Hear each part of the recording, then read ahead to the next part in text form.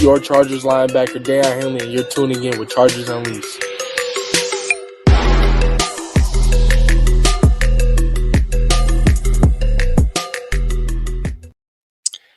Welcome to another edition of Chargers Unleashed. Jake Hefner and Wolkenstein here with you from the LAFB Network.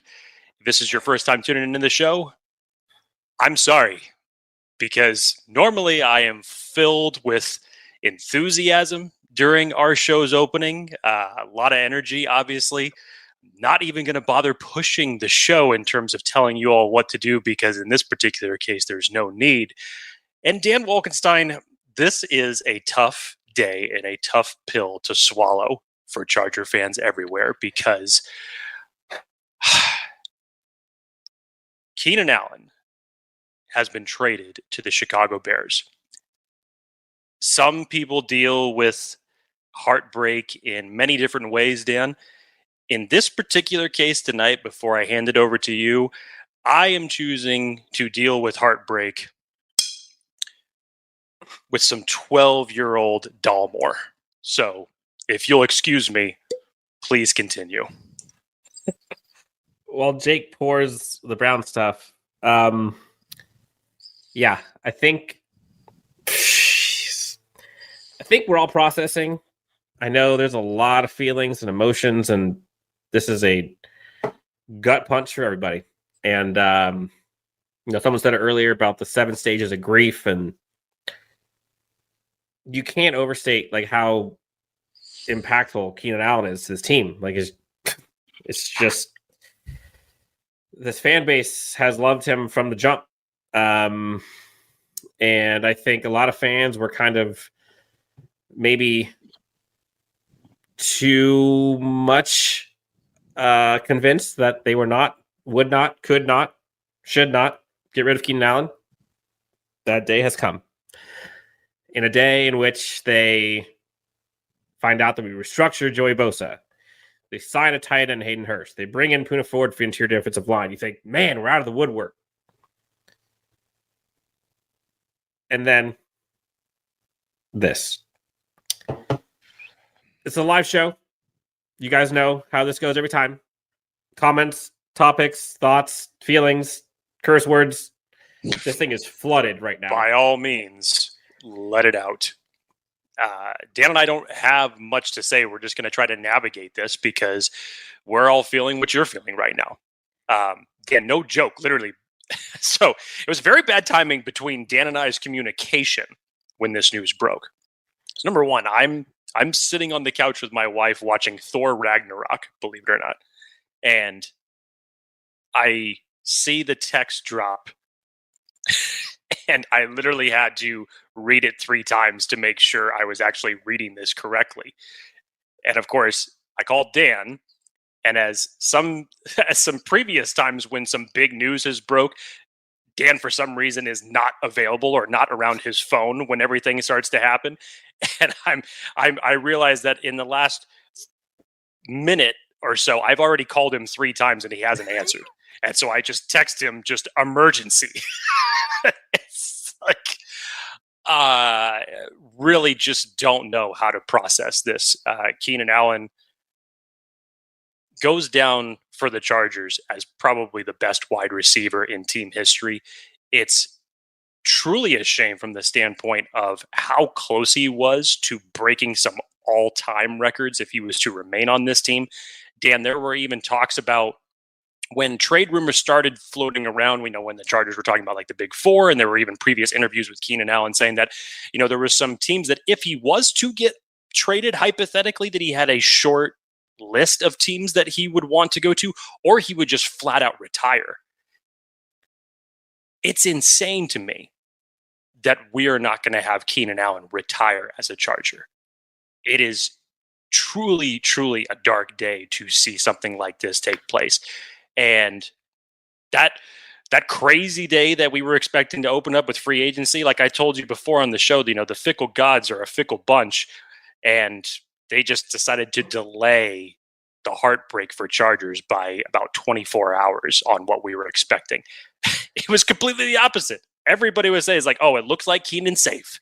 It looks like, out of the Big Four, obviously he's the one that's going to remain.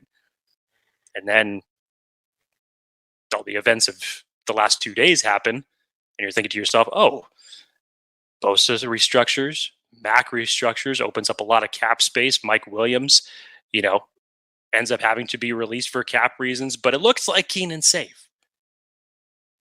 No. Jake, you and I talked off air, and we, probably more me, for being honest, and I even put on Twitter, like, call me jaded when all the Khalil Mack stuff was going down. And I think I braced myself for this. I know I braced myself for this. And I heard rumblings. We've heard rumblings. Jake, you and I have heard things. And some of it you don't want to believe. And some of it you think, came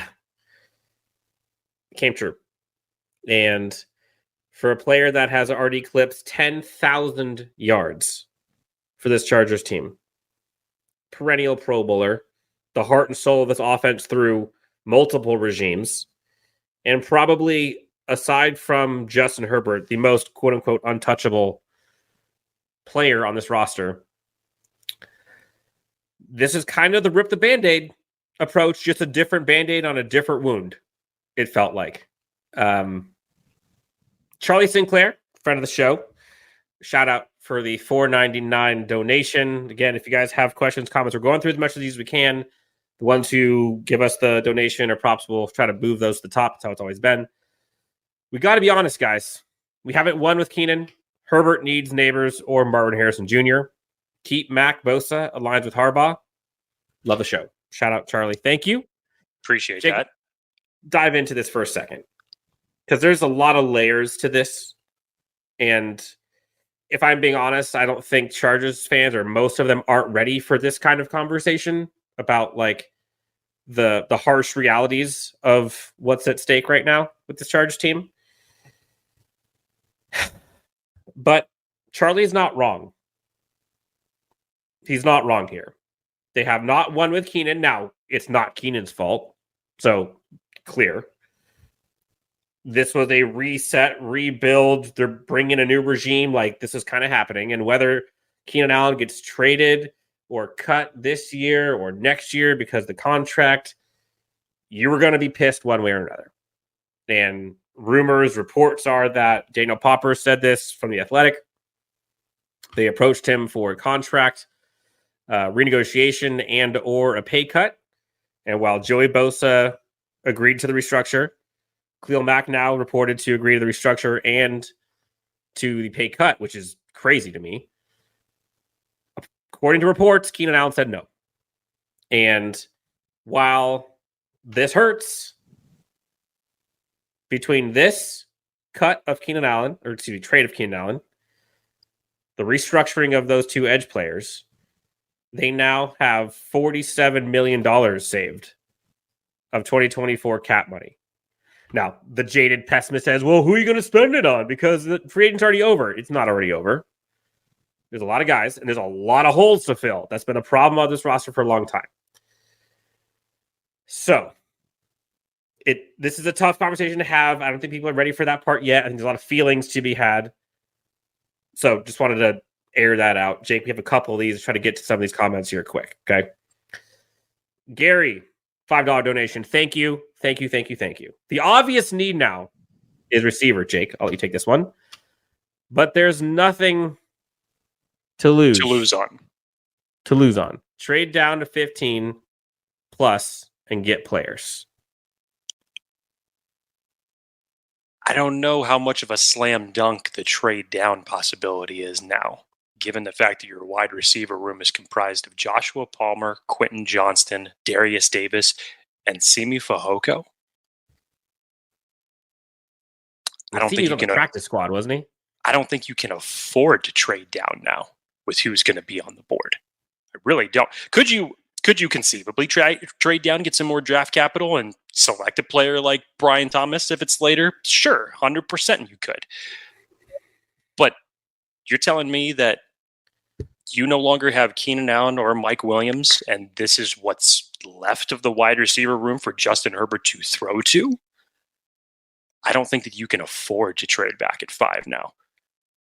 I really don't. Like, I'll get to that in a second.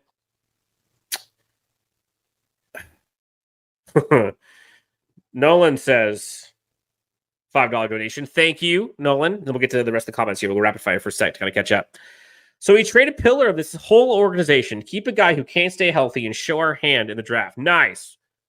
We'll never forget 13. So he's alluding to the fact that we trade away Keenan Allen. We keep a restructured contract of Joey Bosa.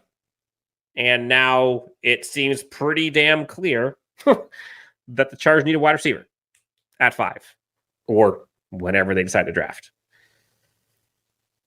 As of right now, he's not wrong. Nolan's not wrong. Now, again, there were rumors, reports that Mike Williams would be a candidate to possibly come back to the team on the right deal. With Keenan not there and $20-something million saved, love to have him back now, all things considered. And we'll get to this in a bit. Jake, I think Mike Williams back changes, in my opinion, who the Chargers might target at wide receiver versus if he's not on this roster. Topic for a different day. Where do we go from here, Jake? Should we just flood these comments right now? How do you want to do this? Please. I understand that everybody's in their feelings. This is for everybody to air everything out right now. Like I said, Dan and I will try to navigate this as best as we can with everybody and what they're feeling. So by all means, throw all the questions in the chat. Let's go. Okay. Mighty asks, how many picks do we currently have? 10? I think there is 3 round 4 picks currently. Am I wrong? So they have obviously rounds 1 through 7, one of each. Right. 2 round 7s. Now 2 round 4s. Yes. So 9 picks total is what the team has currently. Yes. Jeez. I'm still kind of shook here. The eye guy says, so trade back in the second? That seems more plausible to me now.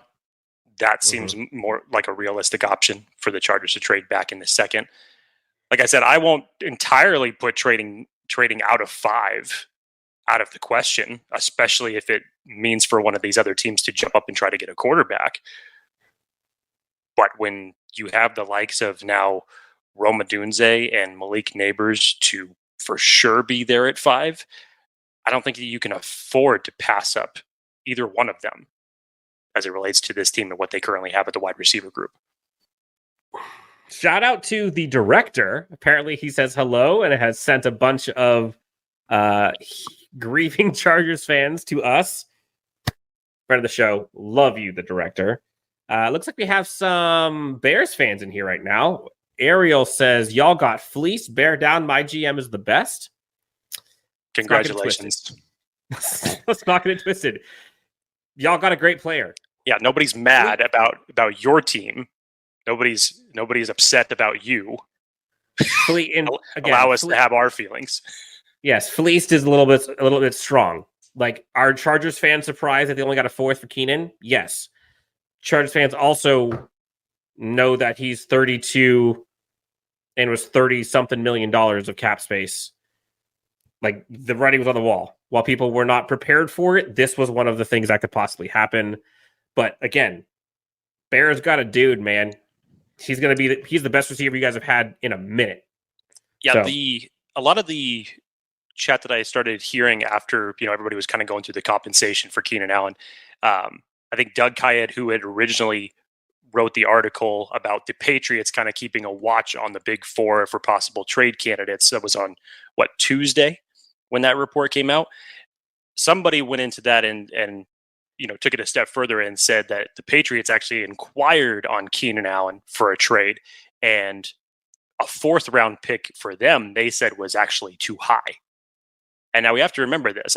I'm not necessarily saying that I agree with the value, but when you have a player who is 32 years old, regardless of the production that Keenan Allen put up last year, which was tremendous, the amount of cap space that the Bears took on with this contract was substantial. And anytime that you have any player like that, that's always going to drive the trade value down lower when it's a huge cap number that the other team has to take on. So who knows what he's ultimately going to have to restructure his contract to. I'm sure that he might. Who knows? But that's what happens. Keenan Allen's not 25; he's 32, but still put up ridiculous numbers last year for what he did. And the best year of his career. And I totally understand anybody who doesn't want to agree with the value back that the Chargers are getting, but you just didn't expect Keenan Allen to be the one that was going to be traded out of everybody. No. A couple super chats, Jake. Let's keep these things rolling. Man, you guys are too kind with these. Hypothetically, we trade back to 11 with the Vikings, take their second round pick, says Nolan. Again, shout out to Nolan. What is most likely the picks for this trade? Now, again, Vikings, I believe, do not have a second round pick. Did they give that away? So you're looking at 2/3, I believe. Answer the question. I'll go back. I'll go look at the formula real quick. I would still believe at 11 now. Okay. So hypothetically, you'd probably say, okay, Harrison Jr., Neighbors, Adunze, they're up probably off the board already. I don't see one of them falling to 11. If that's the case, then you have some defensive players that snuck into the top 10 and went a little bit earlier than you expected them to go. I apologize. Minnesota has a second, no third. Thank so you. Get their second. So in this case, okay, so you trade back to 11 with the Vikings, you get an extra second. Does this elevate Brian Thomas Jr.'s draft stock in this circumstance? Possibly. AD Mitchell, maybe. Yeah. It very well might. Hey, Chargers may have to double dip at wide receiver in this circumstance if they don't end up making a move in free agency. We talked about double dipping at a lot of different positions, and now for wide receiver, it's just become so much more apparent how badly the Chargers need yet another thing on this roster. We knew that wide receiver was going to be a priority for them. We knew that they were going to come out of the draft likely with one, but the need for it now, I think, goes beyond everything. If the reports came out of the combine that even Daniel Popper published, Dan, where he was talking about Jim Harbaugh, Greg Roman, how they want to prioritize, obviously, keeping Justin Herbert upright, but relying on the greatest asset that he has, and that is his right arm. There has to be a strategy here somewhere. I don't know. You have all this cap space now. Do you decide to fill that with, one of the centers that's out there in the market, one of the linebackers out there in the market? Yes, the free agent crop isn't entirely picked yet, but do you just turn around and give that money to another wide receiver? Obviously, probably not at the amount that Keenan Allen was getting, maybe a little bit less.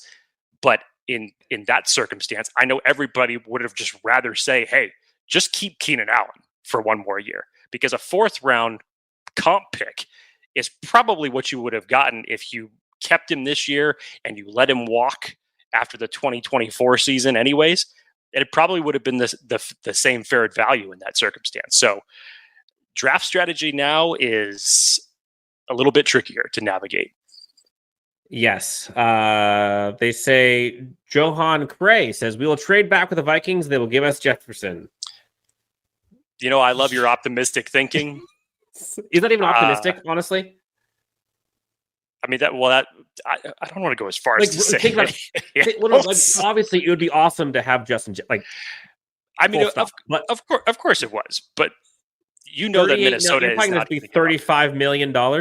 Minnesota is going to let Kirk Cousins and Justin Jefferson walk in the same season. Look, crazier things have definitely happened, but I don't see a chance that Minnesota lets Justin Jefferson walk. No way. No, I agree. Jake, we have some people. Let's get to some draft impacts because of this. There's a lot of impacts here for this Chargers team, whether they go wide receiver now, whether they go tackle, trade back. I think a lot of it probably depends on what people think are going to happen at 5 and if they trade back or not. Jake, before we get to that, if you're tuning in from ESPN Radio, you can listen into the full show at LAC_Unleashed on YouTube, Spotify, Apple Podcasts, etc. Let's continue. Jake, Marvin Harrison Jr. or Malik Neighbors? It's fun. We always end up coming back to this. The same question. Well, if you've been paying attention to the moves that the Arizona Cardinals have made over the last 24 hours, I think that they have their target in Marvin Harrison Jr. ready at 4. They had traded Rondell Moore earlier this morning, so that opened that up. We know that they had already, even though they got rid of DJ Humphries yesterday, they brought in Jonah Williams to supplant him, so they still have their bookend tackles, so they will not be probably pursuing Joe Alt at 4. So Marvin Harrison Jr., I think, has been their target from the get-go, and that's going to leave Malik Neighbors or Rome Odunze in this particular case, I think, is the better question. And now that you don't have Keenan Allen, you and I talked about it. This is another tough conversation to have, because Dan makes a good point. If Keenan Allen was still on this team, Malik Neighbors just made so much sense in terms of the explosiveness, that type of game playmaker that the Chargers have needed for so long. Now that Keenan Allen is gone, in this particular system, Rome Odunze may actually make more sense to the Chargers. Now, to me, again, I think that you're not going to lose out either way. I love Malik Neighbors. I would be 100% in favor of them taking him at 5. But now the fact that your 1 and your 2 are gone, who do you think betters and I'm just saying this from a standpoint of how is this system, how is this coaching staff, what has it shown you from the free agent moves thus far in how they're trying to build this? They've obviously gone out and got 2 tight ends in free agency. They've brought more of a thumper of a running back in play. Rome Odunze, who a lot of people are very, very high on. A lot of people Rome Odunze wide receiver too. Yeah. Could be the guy at 5 if the Chargers end up sticking and picking and selecting a wide receiver at that position. Yeah, $10 donation. Imagine not having, this is a glass half full comment, Jake. Imagine not having. No, it's about a glass. It's about a glass 1/8 full. One finger. There you go. Imagine not having those heart attack moments at the end of games anymore, because we can run the ball efficiently and take time off the clock to actually win games. I'm going to trust the process. Now, Chargers have been doing things to help pass block, run the ball. Totally. It's a different style of game now, obviously, without Mike Williams and Keenan Allen. And in theory, being able to run the ball, run out the clock, sounds great to me. I agree. Doesn't change the fact that this effing sucks today, if we're being quite honest. Doesn't. Let's see here. We got sad face from the 515 area code. Knee deep in Bears and Chiefs fans, neck deep in sadness. Aren't we all neck deep in sadness right now? Well said. Good luck to you, my friend. Well said. At least another glass half full moment. At least the Chiefs didn't sign Mike Williams. ... Yet? They signed Hollywood Brown. I know, but honestly, I'd rather them have Hollywood Brown than Mike Williams. I couldn't take that. Richard Ash, $5 donation. What do you think the staff's play is going to be with the extra cash? Great question. Another free agent running back? Or could it be a corner linebacker? Jake, honestly, you saw Jordan Fuller today. Again, I think it was a 2-year, $16 million contract at corner. Corner is probably where I'm looking. Corner and center are probably the two that I'm like, make it happen. Like, you got money. Those are 2 huge needs. Center, I could argue you probably should do before corner, because I think center is probably when you can get cheaper. Although now, I don't know. Those are the 2 positions I would look at. The guy from Miami, forget his name. Bozeman's another one. There's a bunch of centers out there, possibly. Jake, what about you? I mean, I would feel that you'd have to have some plan for this extra cash that you just freed up. You're going to have to use it somewhere. Right. So you still currently don't have anybody hiking the ball to Justin Herbert as it stands right now. So getting a stopgap center would make a lot of sense. And whether that's Brian Allen, whether that's Bozeman, one of those two players would make a lot of sense.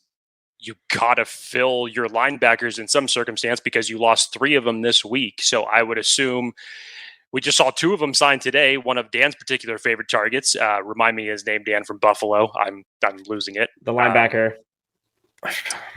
Honestly, I'm too emotionally disturbed right now to remember his name. I get it. But who is it? Titus Bowser, who's still out there that could be had. Obviously, familiarity with Baltimore could be had on a low contract deal. So I would assume that to subvert Tyrell Dodson, by the way. Thank you. To subvert what you now have as a weakness, glaring holes with 2 wide receivers now missing in free agency. I'm not sure, Dan. What do you think the chances are? Again, the remaining free agents as it stands for wide receiver right now are. It's interesting. Would you think that they would just turn around and say, okay, Keenan Allen, we're going to take that money, get it send it to Chicago, and we're going to move it over here and pay another wide receiver, let's just say half the money for that. Does that make sense to you? So like what, $15 million? Maybe? Like, could they go after, Ayuk from San Francisco? Could they trade for that? Maybe. Although that's going to be just as much as Keenan. At this point, the wide receiver group, I just don't think they're going to bring in another receiver if it's not Mike Williams. At least not one that you'd consider wide receiver 1 or 2. And the reason I say that is because you look at the deals that Mike Evans and Calvin Ridley got. Those are now your new market setters. So like 24 million-ish. Yes. So how much is Brandon Ayuk going to command if the Chargers wanted to go out and sign him? Also, I still believe that you're going to have some competition in signing a player like him if he ultimately does. He's not a free agent though. I thought they'd have to trade for him. No, they'd have to trade for him. But you'd most likely would have to do a trade and re-sign. Well, then it really doesn't make sense. Let's get back to a couple of these real quick. Malik Neighbors in the first, Xavier Worthy or Leggett in the third. I saw another comment in here about if they kept Mike Williams, Malik Neighbors would go hard. If they kept Mike Williams, I'm back on the Neighbors train at 5 for sure. If not, then I probably would go. I mean, I guess they could double dip at wide receiver. I don't think Leggett's making it to third, honestly. Jake, was I wrong? Was I right? You were correct. So it was my fault because we've heard so much talk about IU guys. For some reason, I thought he was. No, you're good. So apologies. You're good. But if Mike Williams comes back, Malik Neighbors, hell yeah. I'm not doing Neighbor Xavier Worthy. Like those two, no. You have no physicality. So I'm very low on Xavier Worthy. I literally would rather have Taj Washington in round 5 or 4 than Xavier Worthy. Call me crazy.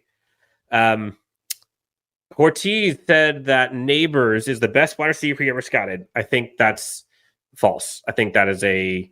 I don't recall those comments. Not a troll account, but a fake account. I think it's fake news. That's not real. Billy Silverman, excuse me. Maybe tomorrow wouldn't be a bad day for a press conference. Feels like chaos. It does feel like chaos. I wouldn't be surprised if they had a press conference. They need one. I think they know that. That's what comms teams get paid a lot of money for. Look, you remember that scene, Dan, when in the Simpsons movie? I'm sure you do. Just after Homer had gone and dumped the pig silo in the lake and caused the whole environmental thing, and then the news breaks. It's like, oh, it was from Homer, and then you just see everybody with pitchforks and fire and everything like that outside of Homer's house. I have a feeling that was basically what it was in the digital realm for Joe Ortiz this evening. It went from remembering everything about Tom Telesco, and then these last few hours have been directed at this new administration. I've seen some people say that they're completely done. Joe Ortiz has barely been in office for a month. Just remember, it was the old regime that really put this situation to where we are today. Kevin A., right on cue, says it sucks, but this is the result of a Telesco and Staley regime that went all in on 2023. They failed, and this is the unfortunate result. It was going to happen. We'll be fine. Trust the process. Daniel Gomez says, we didn't create $22 million in cap space just to sign another big name wide receiver. We're looking to fill out the roster. 100%. That's what I think. Paradise Hills says, if you don't support Jim Harbaugh, then don't let the door hit you. There's a question there about T. Higgins. Jake, would you trade for T. Higgins? First of all, if you traded for T. Higgins, because didn't they franchise tagged him, and so now but then Higgins said that he requested a trade. So now this would be a sign and trade deal essentially. Yep. So to me, the draft pick compensation is going to be higher, and the contract that you're going to take on is probably going to be in around the same number of in the same neighborhood as Keenan Allen. Get it, neighborhood. I get it. Yep. That was nice. So I don't know. To me, trading away draft stock after everything that we've heard and everything that we've talked about over the past month and a half. I mean, what type of Tom Telesco time machine are we trying to go back with right now? That just doesn't make sense to me. Now, Hugo Boss says, double dip, Neighbors and Leggett. That I'd be down for. Because I've said for weeks now, Leggett would be my Mike Williams replacement if they wanted to go that route. Then Neighbors cooks. I'll give you that. Jake, one thought I had as soon as I heard this, they got the conversation. Would you trade the 4th round pick to Arizona to move up one spot? For MHJ? Mm-hmm. First of all, would it only cost a 4th? Let's see. It would go, you have to spend, it's 100 points. Your 4th round draft pick is currently 84 points. So you can 4th. You probably have to do a 4th and a sweetener. Me personally, I don't even think that I don't even think that the Arizona Cardinals pick up the damn phone. That's my thought. Yeah. But would you do it? If it only costs that? Yeah. Yeah. Because from their eyes, I would do it now. Sure. Yeah. Yeah. I mean, you have an extra 4th round. So yeah, if that's all it was going to cost, sure. I wish a reporter would ask, WTF are you thinking keeping Bosa and trading Allen? Honestly, that one is a semi-fair question. It is a fair question. Did agree to take, well, I don't want to say less money. He did agree to a restructure, which most likely will probably be void years. And Keenan Allen, according to reports, did not. But it's a hard pill to swallow if you're telling me that the Chargers decided to keep Bosa over Allen. Now, that being said, remember this new era of Chargers football and the guys they brought in. Jim Harbaugh's teams win on defense and physicality. And Jesse Minter gets his guys. He's got his 2 bona fide edge players plus a rising star in Tuli. He said he wanted to coach all 3 of them. So, but I would have never thought that they would have kept Bosa and shipped Allen. I would have thought that if it was one, it would have been both of those guys gone. KG Comics says, I hope we somehow get Neighbors, Powers, Johnston, and Robin Wilson. But see, Neighbors and Robin Wilson, that's they're not the same archetype, but that's the same. It's the same benefit that they bring. They're both kind of that yak speed threat, which isn't bad, but you don't have a physical receiver other than Josh Palmer. That's kind of it. Jake, let's take a second here, take a breather. Let's talk about our friends. Let's pay the bills. Bet online. want to tell everybody about how to get into all the sports action out there. It's Underdog Fantasy and their pick'em game. Just pick higher or lower on your favorite or least favorite players, and you can win up to 20 times your money in a single night. Underdog keeps it super simple with their easy-to-use website and mobile apps. Just pick between 2 and 5 players to fill out your pick'em entry. Get every pick right. Take home some cold hard cash. Use the promo code Unleashed and get your first deposit doubled up to $500 by Underdog. Going over to Underdog Fantasy today and let them know that Chargers Unleashed sent you. Stephen Rutledge says Popper said Bosa and Mack took pay cuts. Jake, can you confirm that? Did you hear that? I knew that Mack did. Did Bosa as well? Yes, I think it was, if I remember from Popper's report, I think Mack's cap hit went from, I think it was 23 to 19 million. And then I can't remember the exact numbers that he was talking about with Bosa, but he had talked about the adjusted numbers that each one of them was going to count against the cap with their restructures this year. Okay, so again, if we go back to brass tacks here, the Chargers now have Bosa and Mack and Tuli. They traded Keenan for a fourth. They saved like $48 million of cap money. I do think we should talk about this for a second. And I know there's a lot of people that are sour on Joey Bosa, and I get it. And honestly, I'm kind of there with a lot of you, but not for the reasons I think some people have. Like, in my eyes, it's purely the money that he's costing this team, the contract he has. His production has gotten nowhere near equal to how much he's being paid. That's where I have the problem. Like, if Bosa was doing what Khalil Mack did last year, I'd get it. Like, I would get it. And for weeks now, I've said the only way that Bosa stays with this team, in my opinion, is if he restructures. Because there's no way in hell I am paying him that 30 whatever it is $1 million contract. There's just no way. And that's what happened. And so being able to kind of dish it out and spread out that money across, have him take a little bit of pay cut, which is crazy that he did it. I do think, though, Jake, one of the biggest reasons why he did it is because of the guy right next to him. Like, it has been long reported how close these two guys are and how long that they have kind of connected. We've been there at training camp, but we've seen those guys connected at the hip almost every practice, doing drills together side by side, pick each other's brains. They've talked publicly about how much they mean to each other. Khalil Mack came here, was okay with coming here because of Joey Bosa. And Joey Bosa's talked about how close they are.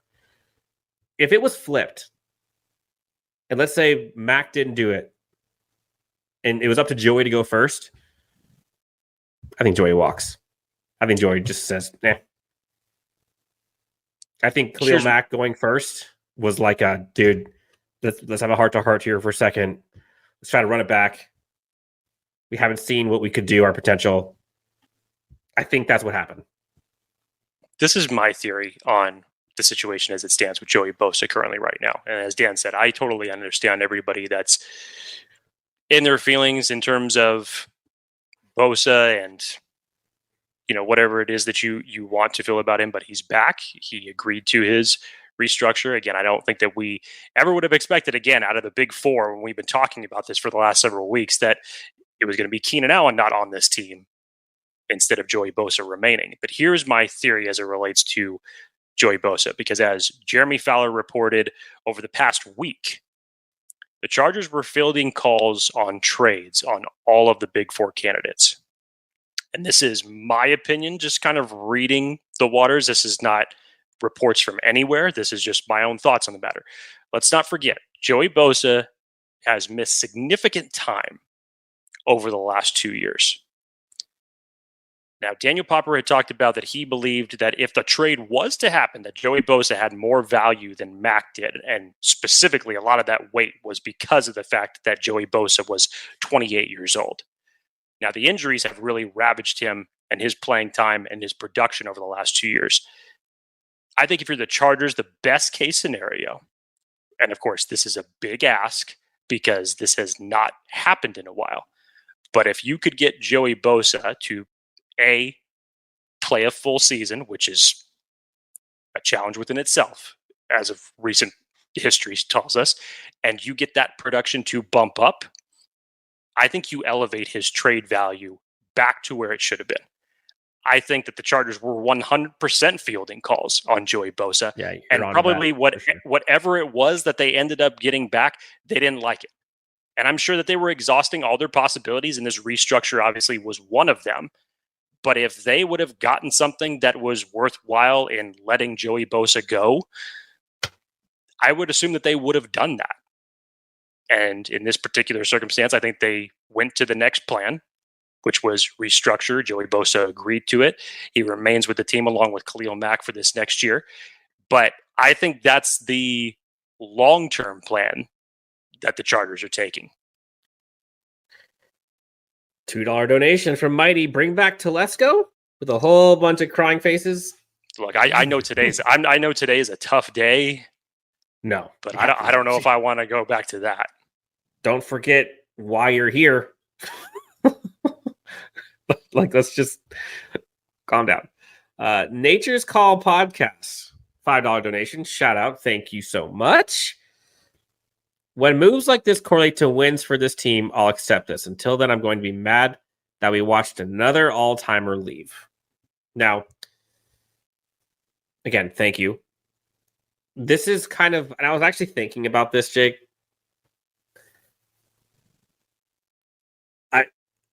Those are some big-ass shoes to fill for the next receiver or receivers that come onto this team. Marvin Harrison Jr., the league neighbors, Roma Dunze, doesn't matter. Whoever that is going to be looked at and compared to what Keenan Allen is. And while you can talk your way through it and understand the economics and, the new vision and new owners, like new leadership on the team and, just them needing to kind of move on, rip the Band-Aid, that's still a perennial Pro Bowler, over 10,000 yards for this franchise that you just let go. And that's a tough pill for Chargers fans to swallow if you're not replacing it with somebody who has that kind of potential. On the flip side, we've heard so many times people talk about needing to create a winning offense and a winning team and what wins. Toughness and physicality and a run game and trench warfare and all that jazz. If the Chargers win that way, to his point, it's going to soften this blow. Unfortunately, they can't win a Super Bowl tomorrow. You're not going to see a win until September, hopefully. But there's a lot of pressure on this next draft class, especially if it's a receiver, which sure as hell looks like it's going to be, to kind of get this thing going. I want to bring this up because he was referencing, I said literally rip the Band-Aid off. Now let's make it clear which Band-Aid I was talking about. Dan and I definitely were not wounds. Yeah. Dan and I were definitely not talking about the wide receiver Band-Aid, that's for sure. I was saying that I was okay prior to free agent frenzy officially kicking off, that I was okay with, I had just mentally accepted where Khalil Mack was in his career, albeit fantastic year for the Chargers. But in a new regime with Tuli, I just felt like, I was okay with the idea of just saying, move away from whether it was Mack or whether it was Bosa or hell, even if it ended up being both. And if you ended up getting trade compensation for them, hey, that's great. And that you move forward and you get a new young edge rusher to pair with Tuli, I was okay with that. Apparently, there was a different multiverse out there that had a different situation in mind for ultimately what ended up playing out because Joey Bosa and Khalil Mack are both here for another year. Yeah, honestly, shout out to Benjamin with the kind words. Love the show. Keep up the good work. Thank you guys. This crazy part, Jake, this might be the most people we've ever had in a live show. And it is 10:15 on a Thursday night. Appreciate everybody staying up for this. Yeah, and I know this is not what we all wanted to be discussing right now. Although I think there is I know I'm going to get shit for this, but I'm saying anyways. There is positives to this. You better duck. Well, hold on. No. Just like from like a franchise perspective, like 30,000 foot view here for a second, right? Like, while this is a dark day for Chargers fans in terms of like, you think back to when LT goes to the Jets or Michael Turner or Darren Sproles, or you think back to Phillip Rivers going to the Colts, like all that, like it sucked, right? But like Phillip Rivers goes to the Colts, and then here comes Justin Herbert. Like, it sucked then, but are you saying, like, I wish they would have kept Bolo? Like, sucked. But like, I think it's hard to comprehend. Like, Marvin Harrison balls out. Balls out. Like, are you sitting here and saying, they should have? No, but I'm not totally discounting the actual standpoint, the positive. The reason it's hard to process that right now, Dan, is because for the next 40 days, it's essentially a question mark. You don't know how they're going to fill those holes now that they have put out there. It's the fear of the unknown. So sure. I get the potential of this possibly turning into some good news, because we don't know how the Chargers are going to use that free agent money. We still technically, even though it leans heavily towards them prioritizing a wide receiver early, we still don't know who they're going to take. And until those moves are done, those question marks are still going to linger. So I think that's the problem that everybody is processing right now, is that, and this is why you're always the optimist out of the two of us, because you think of stuff like this, but we're still in our feelings. We're still in our glass case of emotion and how we have to deal with this. This is probably the first time that I revert back to my alter primary ego of pessimistic Jake. And I tell you what, it's been a minute since I've felt like this, and I don't like it. I don't like it. I know, as much as I like to spew on here when I get in my feelings and sound ultra pessimistic and the antithesis of Dan Wolkenstein in that circumstance, but yeah, this is the worst reason to be in this particular mood. Kevin A says Brady left the Patriots, many left the Broncos. It will be okay. Okay, real talk. Okay, great. So like this is not what you think it is. How are the Patriots doing since he left, by the way? And how the Broncos do once Manning left? It will probably be okay, but those two are not examples of why it will be okay, because those franchises are still looking for a quarterback. They're still looking for their quarterbacks. Yep. Let's see. Gio, let's kind of go rapid fire here. Jake's catch up. We don't win anything for a long time now. We have to trust the process. We will build a powerful and strong teams to bully other teams. We don't need Allen. When he says we don't win anything for a long time, what do you think the window actually is currently before playoff berth? I think it's this year. I know you can call me crazy, but you draft a receiver early with the money you have left over for free agency. Like, I think they could cook pretty quick. There is still, for everything that we have said about Jim Harbaugh over these last few months, and I understand from a roster standpoint that there are so many question marks, and they got even bigger today.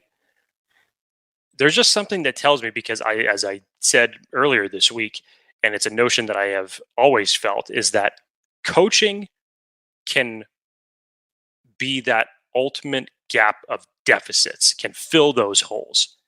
So whether it's injuries or whether maybe it's bad depth at certain positions, when you have great coaching, that could supplant a lot of those to where your drop down isn't as heavy. Now, what we have experienced with this Chargers team for the better part of the last 10 years, outside of mediocre and bad results, it's from a roster standpoint, the roster construction was bad. It was top heavy.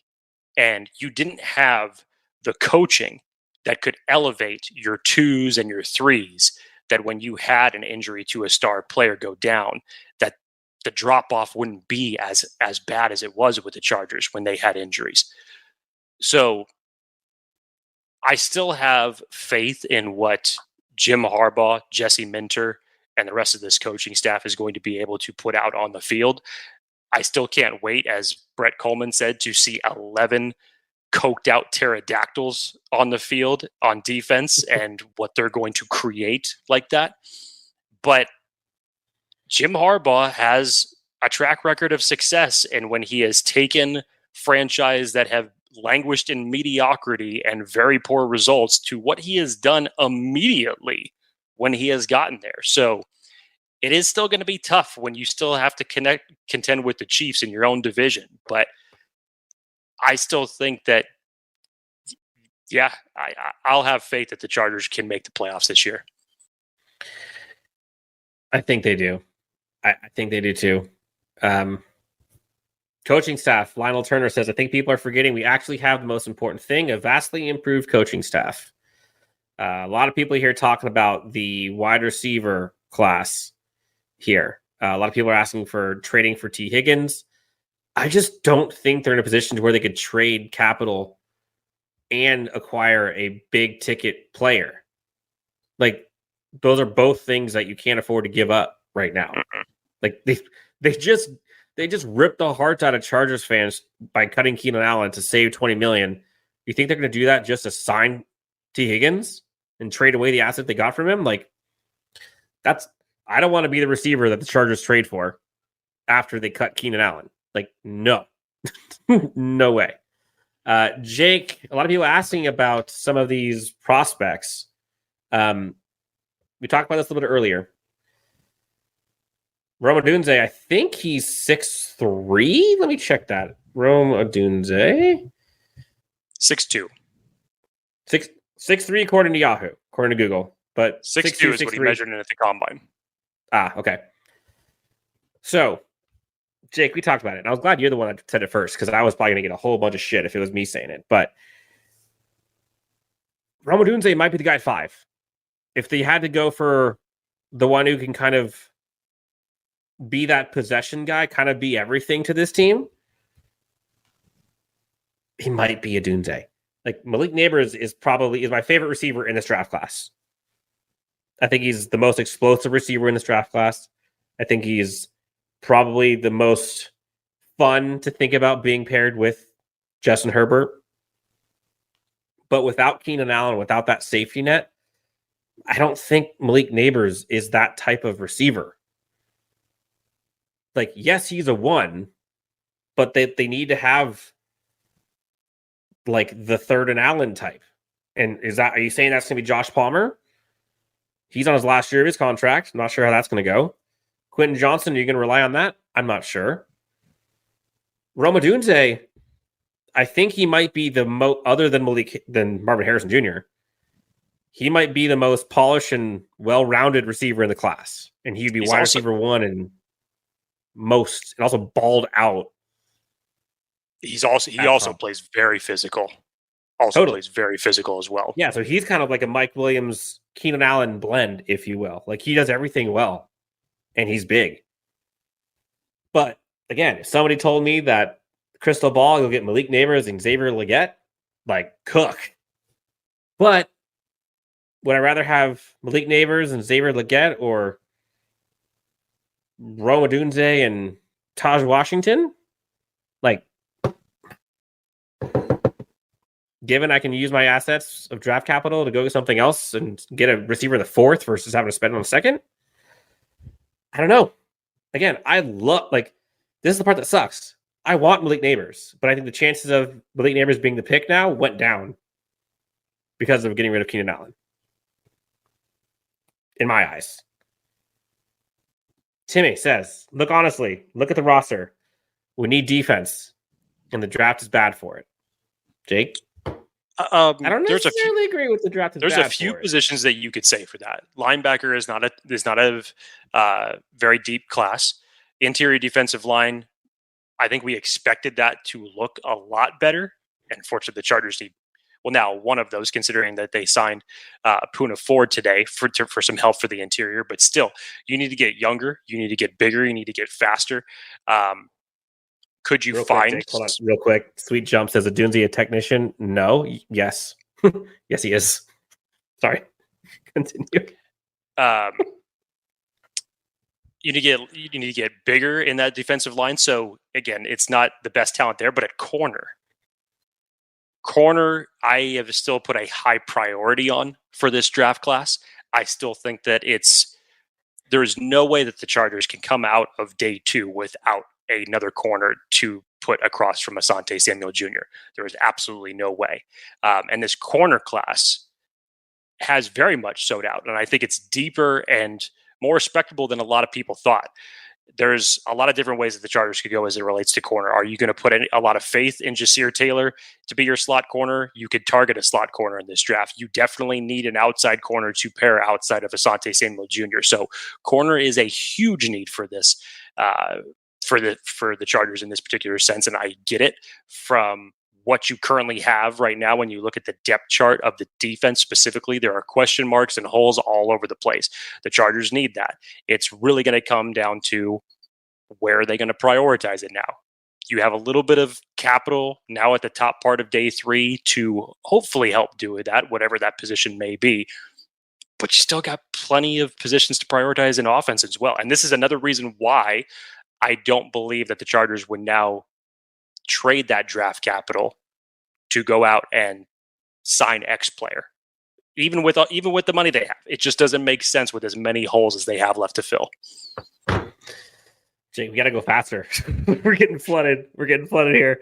Herbo 7 for 11 for $115, but 250 yards rushing with the way this roster is going.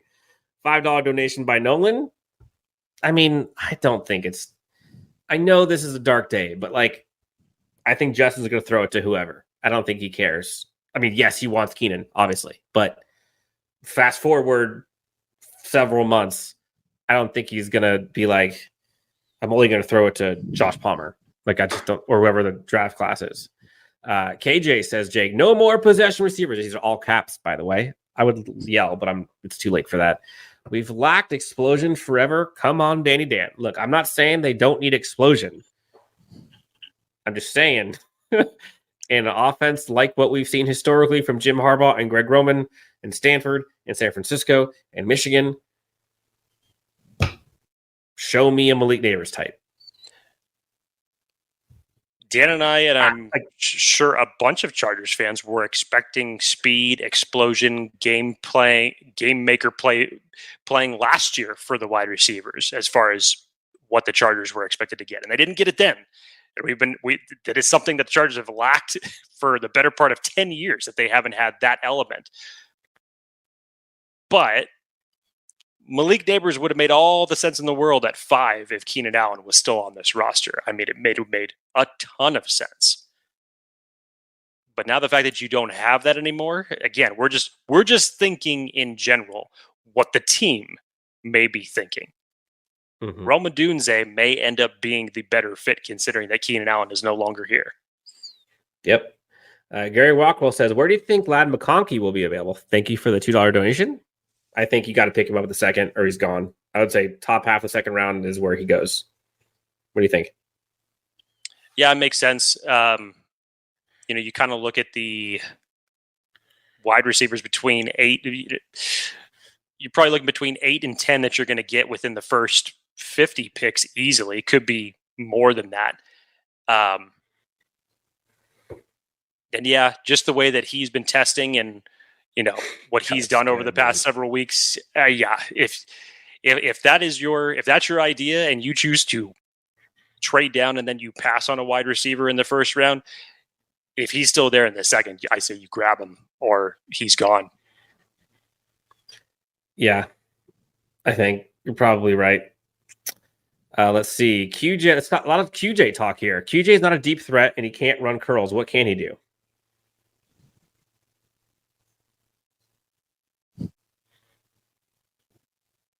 Next question. Joe Ortiz drafted Zay Flowers. Malik Neighbors is like Flowers, but on juice. Which is true. Mm-hmm. So they have one. They have one example, kind of. I mean, and it's a good example. It's a good example in terms of who was partly responsible for selecting Zay Flowers, and now the fact that he is part of this Chargers front office, and I totally get that. But Zay Flowers is not your wide receiver 1. Like, he's not a wide receiver 1. I'm sorry. Like, he's a great wide receiver 2 to have. Are you talking about what? Because he sure looked like a wide receiver 1 for Baltimore, Dan. No, but Are you he trying to shouldn't say be. that he? Okay.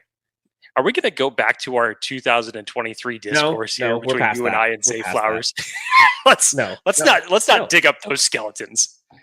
Again, like, Zay Flowers is nice, but like, he's not a wide receiver 1, or he shouldn't be. If he's your wide receiver 2, you're cooking. Chaz says, do you guys think Herbert should have restructured his contract for Allen? No. He shouldn't have to spend his money. Let's all forget the Chargers, after Joey Bosa and Khalil Mack restructured theirs and Mike Williams was gone, there wasn't any pressure here. The Chargers were cap compliant. Obviously, they wanted to open up some more space because of what they did, but it wasn't like there was a huge amount of pressure to get that done. They could have made the choice to not do this. Mm-hmm. So they were still not necessarily with a move remaining that they were still over the cap and needed to do it. So, no, I don't think that was a situation that needed to play out at all. I would agree. Let's see here. Let's get a couple of these super chats. You guys are the best, man. Mason says, the initial shock was brutal. Starting to cool down and interested to see what the front office does the rest of the way. Agreed. I know, like, there is no combating the emotions right now. And there's nothing that's going to make you feel better other than time and kind of a little bit of Delmar. And bourbon. And bourbon. There you go. A little bit of Delmar. I get it. Tim with a $10 donation. Damn, you guys are throwing dollar bills out. We got to do these late night shows more often when people are a little tipsy. This is fake. This is great. If we can run the ball better, it will be okay without Keenan Allen or tight end, but defense is clearly an issue. Not many players out there that I can see. We need D-line and linebacker and corner. It's a lot to ask. Okay. Again, linebacker is looking a little thin in free agency, not going to lie. Edge. I think that's an understatement. There's still some guys, but honestly, like, you don't really need one.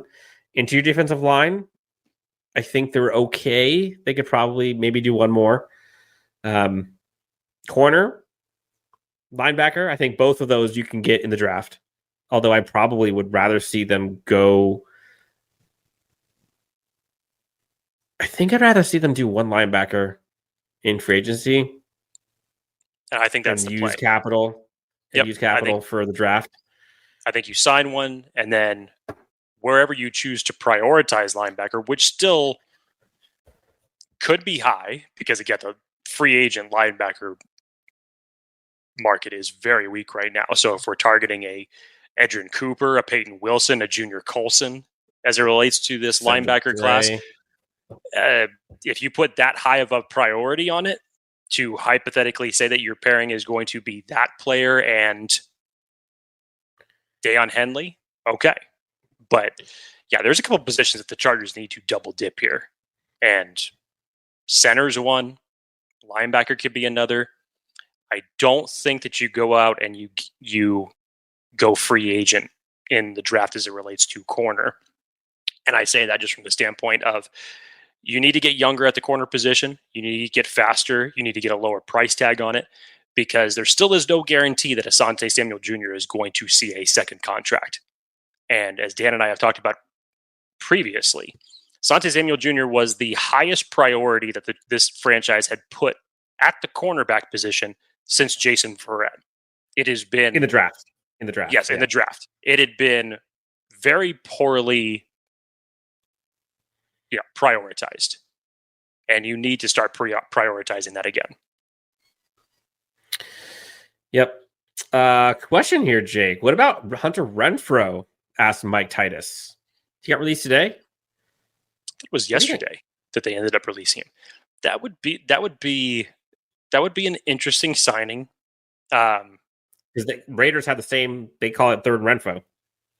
At least they did until they stopped playing him. Yeah, and you probably could get him on a very low price tag. I think I'm trying to picture in my head, because right now, as it would probably stand, is today what your wide receiver room looks like is Joshua Palmer would take over your Keenan Allen duties. Quentin Johnston would slide into the Mike Williams role. Again, obviously that's not going to stay that way, but that's what you would say now. I mean, I wouldn't put it out of the question, considering what the Chargers are going to need over the middle, if their priority really is to make this a much more balanced offense, running heavy, could still get a couple of shots over the middle. Hunter Renfrow is a guy that could separate over the middle, sure. I wouldn't put it out of the question. Yeah, me neither. I wouldn't be over the moon about it. I don't think that would necessarily.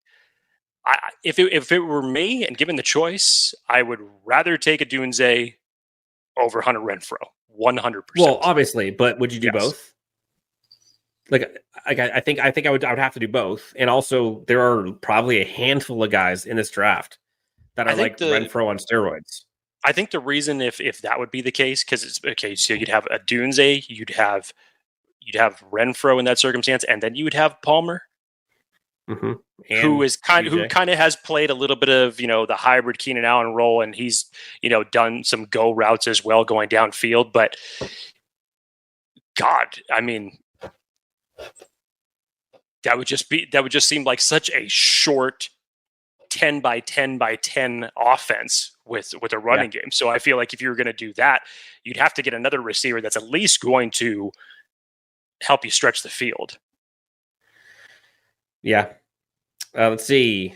Jefferson going to be Charger soon. Jake, what say you?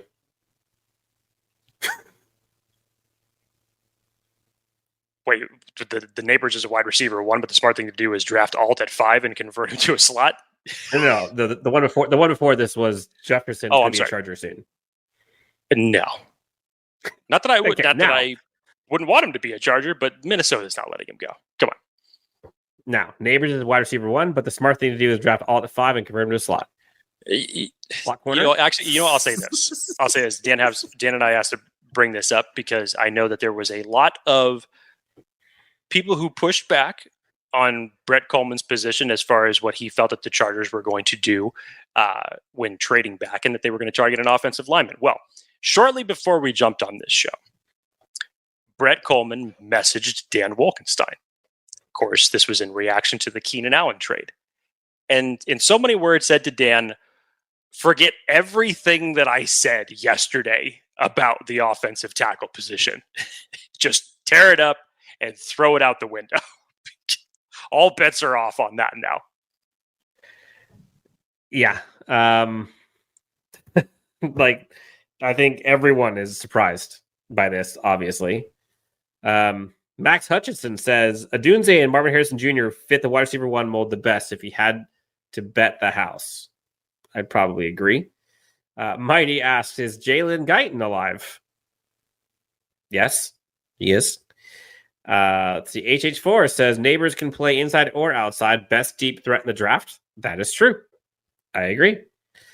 Let's keep this thing going. Keenan is going to regret not making a deal. He's going to be in cold-ass Chicago trying to help a prima donna quarterback in the league. Whoever the quarterback is not going to be as good as Justin Herbert, at least in the short term. Brandon Wright, Jake, says, the whole Keenan Allen thing stinks, but I'm starting to come around. We need money. There are going to be post-draft cuts. Hopefully we can use some of this money to pick up some help. So many needs.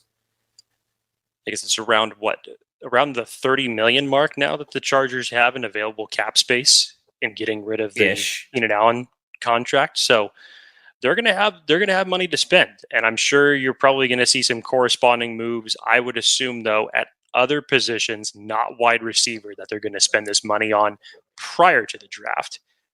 But yes, to Brandon's question, there's always surprise cuts when it comes to right after preseason. And you may need to sign some players either prior to training camp, after training camp, right before the season. And there could be some surprise names in that circumstance. Yeah, Mighty came back. I mean, why does no one talk about him? Obviously, I know this, Mighty. If we're being honest, how great was Jalen Guyton last year? Was he the savior we all thought he was going to be? I don't know. That's why no one's talking about him. It's my guess. Lunatic Gaming 999999 says, what about Xavier Worthy? Speed kills. Speed does kill, but speed alone does not kill. We have seen plenty of wide receivers that have crazy fast 40 times. Speed kills, but speed alone does not kill. I'm sure some people tried to tell Al Davis that once upon a time when he was drafting Darius Hayward Bay and guys like that. There's a joke there. I'm not going to say it about who they selected after that in speeding, but I'm just going to leave it. Carson Junk says, Dan, you've been on Team Neighbor since day one with Keenan gone. What changes the narrative for Odunze? Yes, I have been leading that train on Neighbors since day one, or at least part of that caboose, if you will. I think if this team wants a player that is going to be high volume, I don't think that's Neighbors. Like, I think if they want a volume pass catcher, while Neighbors can be that, and he can play inside, outside, he can do fast, he can do yak, jet sweep, whatever. He can do it all. But I don't see him as that archetype. Like, Odunze and Marvin Harrison Jr. are like the same-ish archetype. Malik Neighbors is a different. He's like a Jamar Chase type. They're not the same. Again, you can't go wrong, but I think Rome Odunze, provides more all-around wide receiver skill sets than Malik Neighbors. I would still love Malik Neighbors. Like, don't get me wrong. But without having the Keenan Allen skill sets, I said it before, I think the Rome Odunze stock is way up now. Is it over Malik Neighbors? It might be 50-50 right now, if it was up to me. I don't know. Jake, right now, if it was you, between those two on the left, between the two, Rome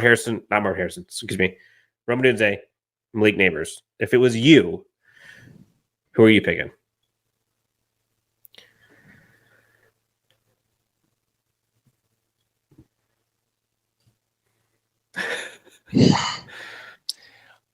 It's a very tough decision to make because I don't think that the Chargers can go wrong with any one of the three, especially in the wide receiver situation they are now.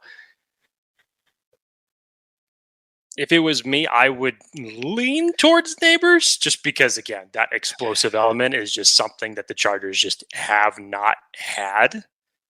Mm-hmm. But Odunze is just so enticing for what this team needs right now. That's a hard question, dude. Like, before, it was not a hard question. It would be Neighbors, slam dunk, no problem. Now it's a hard one. And honestly, I think about the double dip scenario and what would actually work. Like, if they went Malik Neighbors, they would have to have I think they'd have to get a possession guy like a Xavier Legette. Maybe they can go like the other Washington receiver, Jalen Polk, maybe McMillan, maybe. Whereas if they want Odunze, I think there's a lot of those yak speed guys you can get later, and that would afford you to be able to go get like a corner or center or linebacker or whatever. I don't know, man. Top for different day. Let's get through these, JP. Let's do like maybe 10 more minutes because it's getting late, dude. We're about to get to Friday. Aaron says, I'm taking Neighbors over Odunze every day of the week. Yeah, I get it. Xavier Worthy says Antoine Wayland, 160-pound speed kill, especially when he gets hit by a truck. Yep. Let's see. Infinite Mind says Tyreek Hill didn't help the Dolphins. He's good, but this is a team sport. Wide receivers don't play defense. Okay, bit of a stretch. Like, yeah, true, but like Tyreek Hill would be lovely. And again, but 31 other teams on their roster would love to have a Tyreek Hill, regardless if they had nobody playing defense. Yeah, and honestly, like, Tyreek Hill is so much more than just speed. Like, that guy is arguably the quickest and fastest player in the entire NFL. Let's see. Trade Bosa in the draft. I don't see the team doing that after they're doing a restructure. Here's a couple super chats, Jake. We are all number 13 tonight. The Pats survived by trading a year Amen. early instead of a year late. Use a fourth to trade up for Marvin Harrison Jr. Talked about that before. Look, the lead story here is Chargers fans are hurting right now. Even if you like this, even if you like the fact that they're ripping the Band-Aid and it's a fresh start and they're just kind of starting over and they have the cat, like, it still stings. Keenan Allen, I think he and Bosa were the only San Diego Chargers left on this roster. And honestly, I never thought that Bosa would be the last man standing. Yeah. Never. Another one. Odds of a trade back and double dip at wide receiver in the second. Sorry, really just want a damn trade back. As do I, Nolan. As do I. I've been clamoring for a trade back for 10 years. And the football gods, they like to prey on Chargers emotions, I think really dug one into us today, because not only do you jettison one of the greatest Chargers of all time, that trading back scenario is just, I don't want to say necessarily less likely, but it's a little bit tougher to walk away from that, considering what your wide receiver room currently looks like. And you're now in a position where you could get either a Neighbors or a Dunze. It's just, it's tough to possibly walk away from that.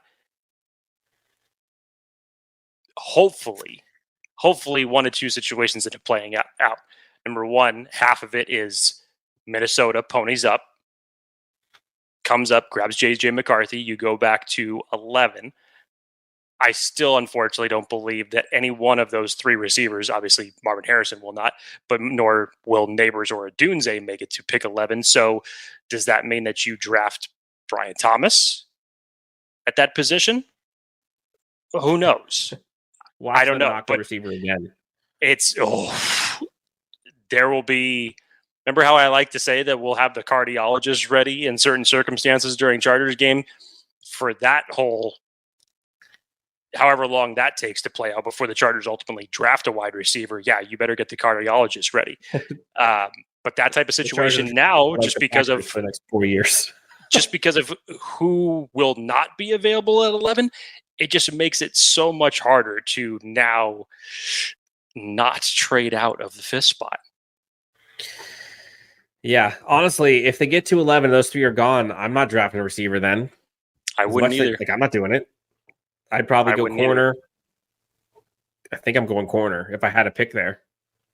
Or tackle, one of the two. Scumbag Ryan says, I woke up my girlfriend to vent her about this. She didn't care. She didn't care. Oh, man. You know what? That is okay. Thank first you. of all, please tell your girlfriend thank you. Thank you, and it's great. That's a great story. But second of all, thank you for coming here to vent out your feelings about this, because you're in good company with everybody in the chat and everybody on the show. Oh man, that was good. I needed that. Go get Deebo Samuel, says H84. Jake? Again, here we go. Are we trading away capital now for what we just got? I just can't see that happening. No. Antoine Wayland, shout out to you, my friend. Says, please like and subscribe. Great live stream. Bolt fans needed to vent about this. Thank you. R.I.P. Slay. Okay, he's not dead. But as a Charger, that still sucks. But yeah, please hit the like and subscribe. Helps out a ton. Infinite Mind says, I agree, but I'm hurting, but I'm moving on. Looking forward to the future. James Wagner says, this Band-Aid does suck. Can't replace the class player Keenan is. Nobody worked harder at their craft. Sweet Jump says, I'm going to go watch some of Doomsday videos. We already addressed. I would advise everybody else do the same. Yep. Let's see. What is our run game looking like after Gus? We need help. So again, they signed Gus Edwards. You'll probably end up drafting a running back at some point in the draft as well. There's rumors of a J.K. Dobbins reunion possibly happening, just because the connections with the Ravens and Joe Ortiz. They got Will Disley, who's a great run blocker. So they're up there. H84 says they left a dumpster fire. Give the new regime an opportunity to build something great. Let's see. Forgotten Locale says, I got a wellness call from my brother. What was the response? I'm curious. What did you say back to your brother? I mean, dude, I just got, when I started getting texts from people too, and all they were just one word. That was it. It was just like, but it wasn't even that. It was just like, dude, or, oh. But I knew exactly what they were referring to when I got it. Mm-hmm. Former Chargers Unleashed co-host of Blueprints, Jason says, guys, go to bed. Look, we're about to. Although I don't know if I'm going to be able to. It's only 7:51 where he's at right now. Oh, he says, Lord, let me get in there. I got an hour in me. We can all go. See, there he is. Yeah, because he's in an earlier time zone. Oh, man. We're rounding out here as we get out of here for a second. Last call. Bring your questions. We'll go rapid fire here for the next 3 or 4 minutes. Kapil says, I just came back from a basketball game and I'm pissed. Yeet God says, guys, we are cooked. Greg says, seems like wide receiver is a pick in round 1. What do you think happens in round 2? Corner. It's got to be, if you go wide receiver at 5, you better be taking a corner with your second round pick. No question about it. Zach Benson asks, how long before the team allows another player to don 13? Oh, look, it's tough. If the goodbye letter that Spanos wrote just before we hopped on this podcast with the thank yous to Keenan Allen, I would hope personally that they would think it's important enough to not have anybody wear that jersey again. You're talking about arguably the greatest wide receiver in the history of the franchise. I personally don't think that anybody should wear that jersey again. I agree. Same with 85, honestly. So would you be willing to trade down in the second round, pick 37? 1,000%. No questions asked. Jake, anything else in here we should cover? Soccer's got a question here. If Trey Pipkins good enough not to draft Joe Alt at 5, Joe needs to convince Jim to draft a wide receiver. Look, to me, it's this whole idea of a tackle at 5, especially now. Like we just said, Brett Coleman messaged Dan after his whole explanation on why, even with Trey Pipkins, that you should still take a tackle, not necessarily even at 5, but in a trade down. He even messaged Dan just before we jumped on the show and said, forget everything I just said. So I think everybody else nationally is now going to have to be forced to understand that the Chargers cannot go tackle at 5 now. Yeah, I think I would agree. At least not like at 5, no way. At 5, there's going to be dying inside right now. Paradise Hill says, cheer up, Jake. Hello, winning. I was curious. He was saying, like, I've never seen Jake Hefner like this before. First of all, I've seen Jake Hefner like this a lot. I was going to say, how long have you been watching this show? Second of all, this type of session right here is what makes me feel better. And I don't want to necessarily say cheer up, because this is going to linger with me for a little bit with this whole Keenan Allen trade, but you get through it one way or another. Yeah, Chargers fans will go into suicide watch, says Johnny De Jesus, if they go anything but wide receiver at 5. It's either wide receiver or trade down. Yep. Let's see. Derek Lawson, Jake, says, might as well put Trey Pipkins at wide receiver 1. Wait, didn't they have a play this past year that ended up getting called back? And because they were trying one where is, an offensive lineman is an eligible receiver to go downfield. And Pip actually caught it, but it ended up getting called back. So, yeah. Hey, as of right now, yeah. Daniel Guzman asked, what happens if they end up carding, I think he said later, trading? What happens if they end up trading Bosa as well? I just don't see that playing out right now. I know some people have already asked during the draft if that ends up taking place. I would be shocked if at this point, after all the work that has been done, if the Chargers ultimately ended up moving off of Bosa. I really would. That would just put them in an even tougher situation than they are right now. Yep. Forgotten Locale. At least we're getting that new facility or whatever. KG Comics says great Pickens at tight end, actually. I mean, it would make the most sense. All right, Jake. I feel like we've kind of gone through the emotions here. We can also just play some like elevator music for 10 minutes and just keep cycling through a bunch of these comments. We should have opened the show with like, like the old Incredible friend. You could have played it with that, or like the old theme from the Incredible Hulk TV show, where it's just like the few piano notes when he's just walking down the street and hitchhiking. Just very somber music. I feel like we missed an opportunity there at the beginning of the show. Yeah, or like the piano keys from Scream. That would have worked. Forgotten Locale says a moment of silence. Could have done it. Play some Enya. We have some suggestions in there. Mm-hmm. All right. This is tough, man. Like, this is tough for everybody. A lot of people are asking about Higgins or Ayuk. We've seen this like 47 times in this chat. We've talked about it a few times earlier in this episode. They could. It doesn't make any sense for them to do what they just did, only to go back and do that again.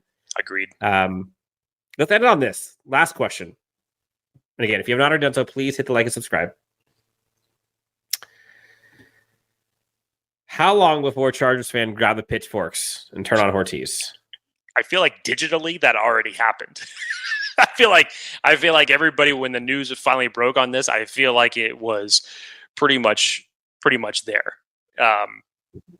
You have to wait to see what the Chargers ultimately end up coming out with after April 25th and what this roster looks like then. As of right now, you can be pissed off because the Chargers have one of the worst wide receiver rooms in the entire league right now. But you know that they have to go out and get some. And hopefully it starts at number 5. Danny G says, well, this feels nothing like when I ran into Jim Harbaugh at Disneyland a few months ago. Still trusting him, though. That was all the feels when that day happened. That was awesome. Look, Chargers fans, we will get through this. We'll get through this together. I promise. This team will move on. They will come up with solutions. But look, Stephen Rutledge says it. Like, we have to let Ortiz do his magic, work his magic, trust the process. They're going to talk about it. They're going to discuss why. They're going to discuss what the plan is. We're going to see it. We've only got 40-something days until we know. Jake, what are kind of your last, I don't know, parting words? What's your kind of message to fans, or what are your ending thoughts here? Like, I don't even... I'll say this in 2 parts, kind of just what you were talking about with Ortiz. Remember, they did not have to do this move. And I'm sure ultimately before they ended up making this decision, that they would have known, obviously, what the roster was going to look like. And I'm sure they had a plan to say, okay, so if Keenan Allen is not going to be on this team and we know that we're going to lose Mike Williams, how are we going to supplant that? How are we going to fill those holes? I have to have a feeling that when we're talking about guys that are actually very familiar with one another between Jim Harbaugh, Jesse Minter, Joe Ortiz, and other members of that front office, that they had some type of plan in place. Now, whatever that means, free agency, the draft, I don't know. But they have to have some idea of what they're going to do to tackle this. Now, that aside, the reason why we were all here. This day sucks. This day is not going to take 24 hours to get over. This day is going to linger throughout the entirety of the 2024 season from the standpoint that we will not be seeing 13 playing on the field with Justin Herbert with this team where he belongs. And it will just suck. It really will. I know we'll all eventually get over it, but it's not today. It's not tomorrow. It's not going to be within the next week. So this just shows you how much Keenan Allen meant to this team, how much he meant to this franchise, how much he was beloved by his players when you see the support that they brought out and came out with on Twitter. So there's no shortage of feelings today, tomorrow, next week, whenever it is, as it relates to Keenan Allen. It's a sad day for Chargers fans everywhere. And we wish him the best. Yeah, that's honestly the hardest part about this is, first off, perfect saying, honestly. Well done, sir. That's a hard part for me. And I think for most Hurts fans, is everybody loved Keenan Allen. Like, there's maybe 0.5% that wasn't fully in keep Keenan as a Chargers for life. And the guy was just nails, man. He was automatic. He is so good. He was the safety valve for every quarterback he played for.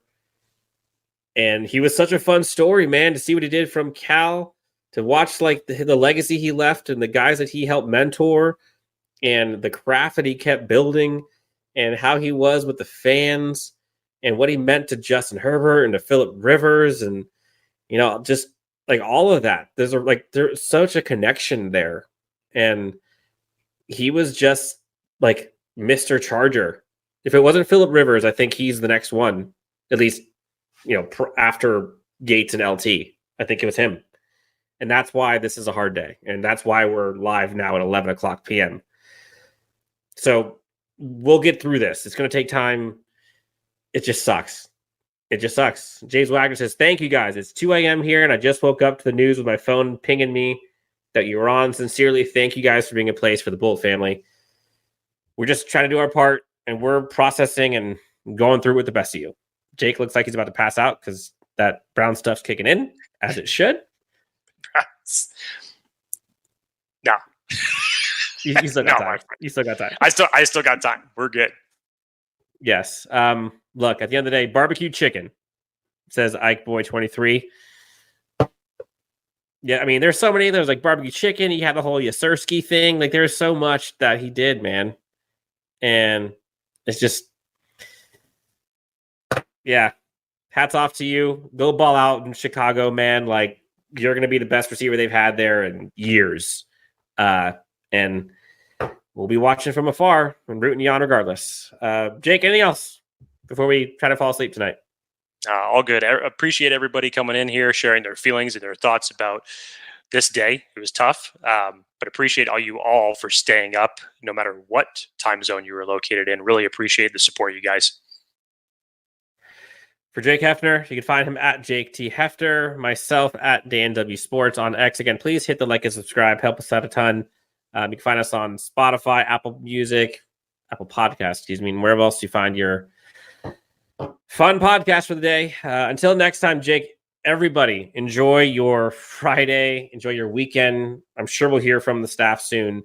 But until then, take it easy and have a great weekend. And we'll talk to you next time on Chargers Unleashed.